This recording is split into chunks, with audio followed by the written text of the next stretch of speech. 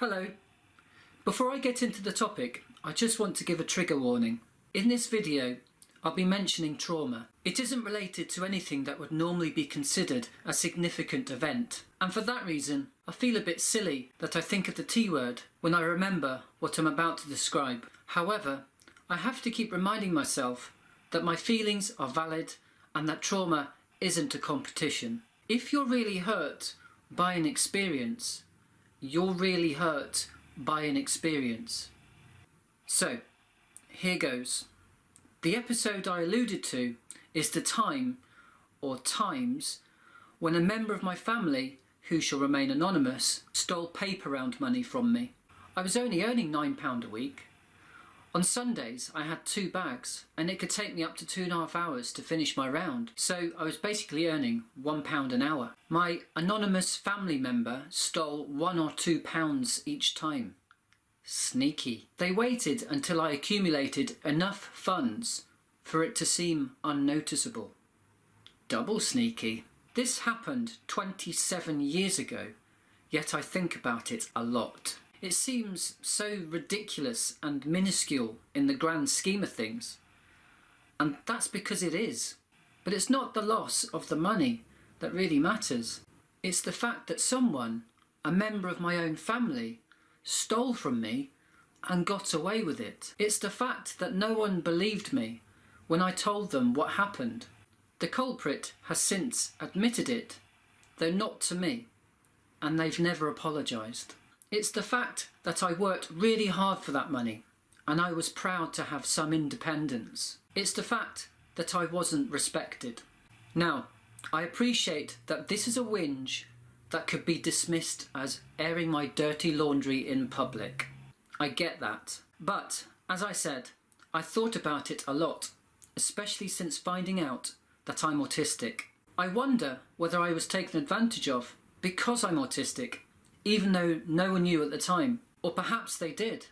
The point is that I'm different, and neurotypical people seem to pick up on that very quickly. The stealing stopped when I had what I now understand to be a massive meltdown. I trashed the culprit's room. I'm not proud of that. I did everything as a kid to avoid conflict. I still do. I can't stand the tension when people are angry. But my money had been stolen and no one stuck up for me. The charity Mind state on their website that there's no rule about what experiences can be traumatic. It's more about how you react to them. What's traumatic is personal. Other people can't know how you feel about your own experiences or if they're traumatic for you. Well, I'm making this video so people will know how I feel about that particular experience. Mind also state that trauma can affect us at any time, including a long time after the event has happened. It can include events where you feel invalidated. For example, your feelings or views have been dismissed or denied. I honestly wish that I could dismiss my memory and feelings about the whole thing. I think I may have OCD, and I've only found out recently that this can involve repetitively thinking about the same thing. I wish my brain would give itself a rest. I think a lot of other autistic people probably feel the same way about their own brain. So what's the point of this video? Is it simply to vent? No, it honestly isn't. And I'm not trying to gain any sympathy either. I just hope that it helps to validate similar internal struggles that people watching this video may be going through, or even better, have gone through. Like I said, I wish I could forget about what happened, but my brain won't let go.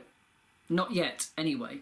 I'm sure some people watching this video will think I'm making a mountain out of a very privileged molehill. I also consider myself to be traumatised by my mum and stepdad's separation 25 years ago. And I could have done a video about that, but I think sharing my thoughts about the paper and money experience gives a better illustration of how my autistic brain works. Thank you for listening, and take care.